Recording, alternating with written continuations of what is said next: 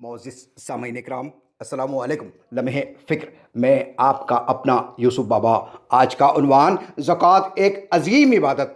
نبی کریم صلی اللہ علیہ وسلم نے عورتوں سے فرمایا، اے عورتوں صدقہ دو، اگرچہ اپنے زیور سے ہی، کیونکہ قیامت کے روز اکثر اہل دوزخ تم ہی ہوں گی۔ اللہ رب العزت نے عبادت کا پورا ایک نظام پیش کیا ہے تاکہ انسان اپنے مقصد کی طرف مکمل طور پر گامزن ہو اور اپنے معبود حقیقی کی پورے طور پر عبادت کرتے رہے۔ دن بھر میں 5 وقت کی نمازیں، رمضان المبارک کے روزے، سال بھر میں صاحب نصاب ہونے پر زکوٰۃ کی ادائیگی اور استطاعت کی صورت میں زندگی میں ایک بار حج بیت اللہ کی ادائیگی فرض کی گئی ہے۔ غور کرنے کا مقام ہے کہ ان چاروں اہم عبادتوں نے عبادت کے تمام پہلوؤں کا احاطہ کر لیا۔ دن بھر میں 5 وقت کی نمازوں سے جسمانی عبادت کا مقصد حاصل ہوا، پورے ماہ رمضان کے روزوں سے روحانی مقصد حاصل ہوا، زکوٰۃ کی ادائیگی سے مالی اعتبار سے عبادت کا فریضہ انجام دیا گیا، اور حج بیت اللہ کرنے سے جسمانی اور روحانی اور مالی ہر طرح کی ایک ساتھ عبادت کا فریضہ انجام پایا۔ گویا کہ عبادت کے لحاظ سے انسانی زندگی کا احاطہ کر لیا گیا۔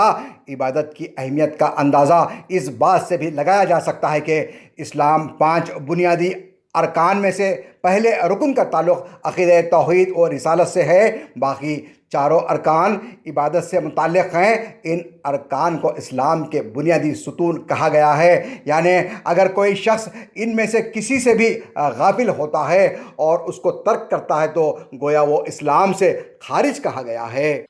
قرآن مجید میں زکوٰۃ کی ادائیگی کے بارے میں 33 مقامات پر تاکید کی گئی ہے۔ مثلاً ایک جگہ فرمایا گیا، اس نے پہلے ہی سے تمہارا نام مسلم رکھا تھا، اور اسی کام کے پیش نظر تاکہ رسول تم پر گواہ بنے اور تم لوگوں پر گواہ بنو، نماز قائم کرو اور زکوٰۃ ادا کرو اور اللہ سے تعلق کو مضبوط رکھو۔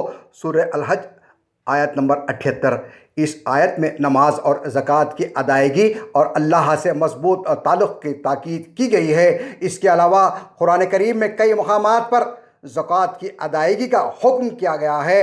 قرآن مجید کی بہت سی آیات ایسی ہیں جس کی تفصیل کے ساتھ زکوٰۃ کا ذکر کیا گیا ہے۔ اس سے معلوم ہوتا ہے کہ زکوٰۃ انتہائی اہم عبادت ہے۔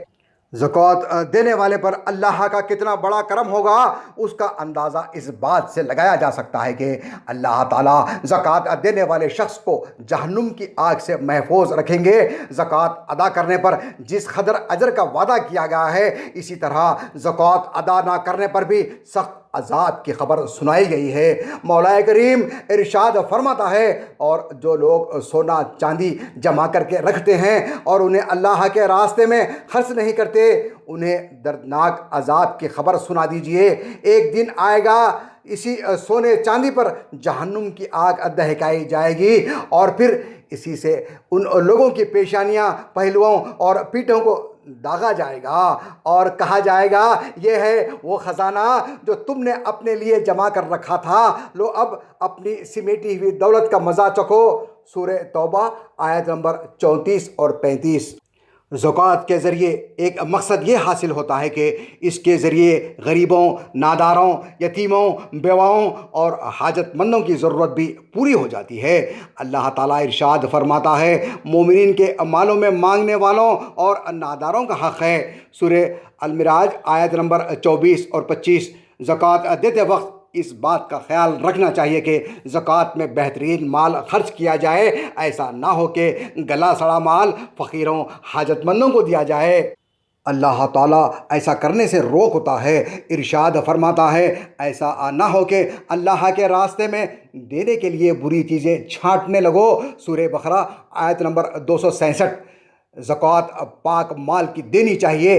رسول خدا صلی اللہ علیہ وسلم نے ارشاد فرمایا، اللہ پاک وہی صدقہ قبول کرتا ہے جو پاک مال سے دیا گیا ہو۔ زکوٰۃ کن لوگوں کو دی جانی چاہیے؟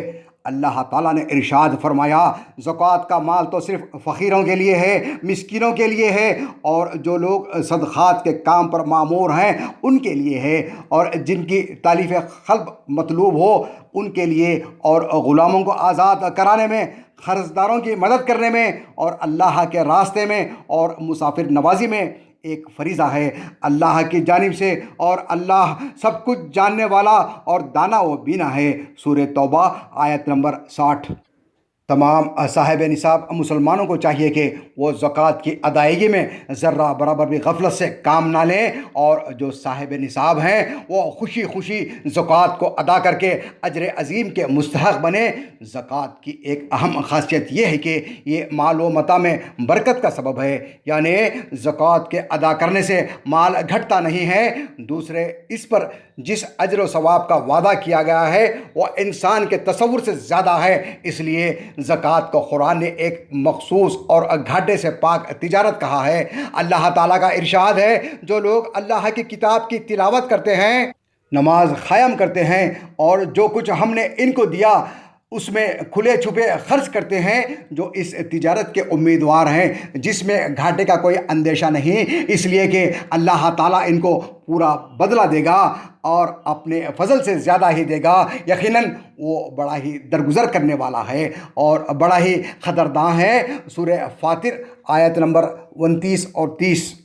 ان آیات قرآنی و احادیث مبارکہ میں دی گئی ہدایت کے بعد ہمیں اس بات کو مد نظر رکھنا چاہیے کہ ہماری دی ہوئی زکوٰۃ صحیح مستحقین تک پہنچتی ہے یا نہیں۔ جن نونہالوں کی ہم حفظ قرآن کے لیے کفالت کی تھی، کیا وہ حافظ قرآن بن کر کسی اعلیٰ ادارے میں تعلیم حاصل کر رہا ہے، یا پھر ماہ رمضان میں زکوٰۃ، صدقات، خیرات اور عید الاضحیٰ کے موقع پر چرم وصول کرتا ہوا، کیلنڈر فروخت کرتا ہوا نظر آ رہا ہے، یا کسی مسجد میں موذنی پر مأمور ہے، یا پھر خان صاحب کی مالش کر رہا ہے؟